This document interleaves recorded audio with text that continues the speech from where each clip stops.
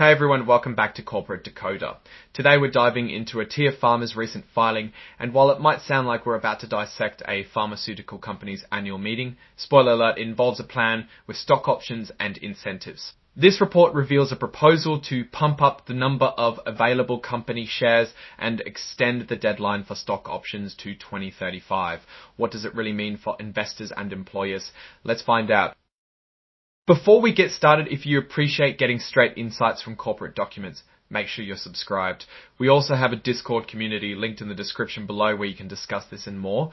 This filing is an 8K report, which means aTyr Pharma is letting everyone know about an event that could matter to investors. The date on the report is May 5, 2025, which tells us when the big event happened, in this case their annual meeting of stockholders basically. A meeting where people who own stock in the company get together and vote on important stuff.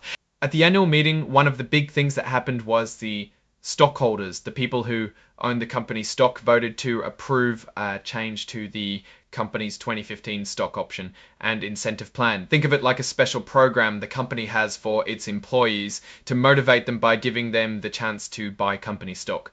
The important change, they increased the number of shares available in this plan by 5 million shares. So now the total number of shares set aside for this plan is about 15.7 million. Basically, the company is making more stock available for employees to potentially buy. Another change they made extends the term under which incentive stock options may be granted. This means that they pushed out the deadline for when employees can get these special stock options. Now, the company has until February 26, 2035 to grant these options, so employees have more time to get them. Now, let's look at what else was voted on at the meeting. These are all the things the company asked its stockholders to make a decision about.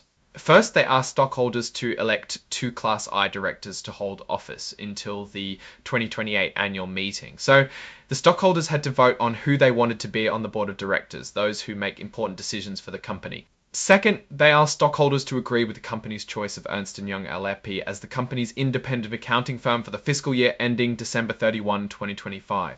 This is like getting a second opinion from an outside expert to make sure the company's financial statements are accurate. Third, there was a vote about how much the company's top executives are paid.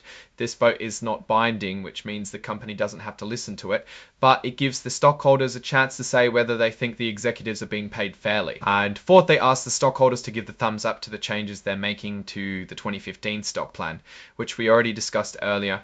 At the meeting, there were about 69.3 million shares represented out of a total of about 88.9 million shares that could have been voted. So most of the stockholders participated. Here is how the vote went for electing directors.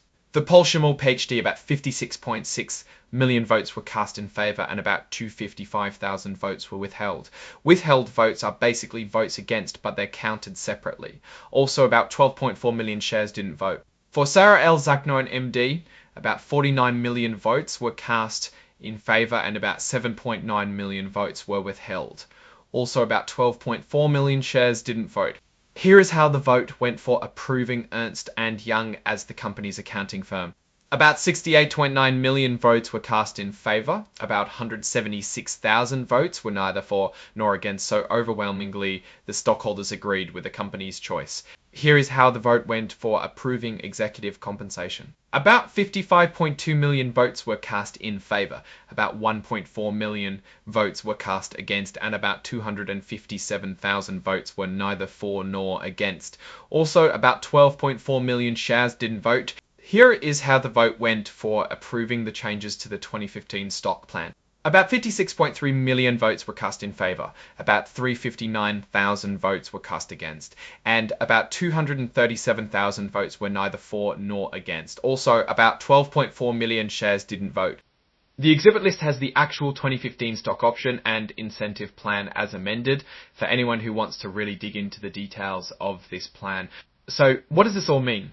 The stockholders of aTyr Pharma voted on several important issues at their annual meeting. They elected directors, agreed with the company's choice of accounting firm, gave their opinion on executive pay, and approved changes to the company's stock plan.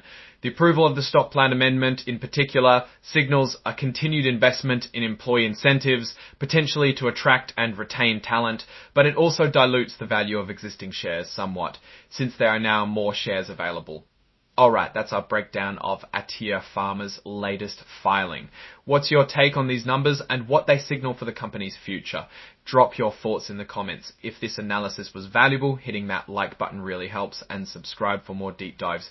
Don't forget to check out the Discord in the description. Thanks for watching. See you next time.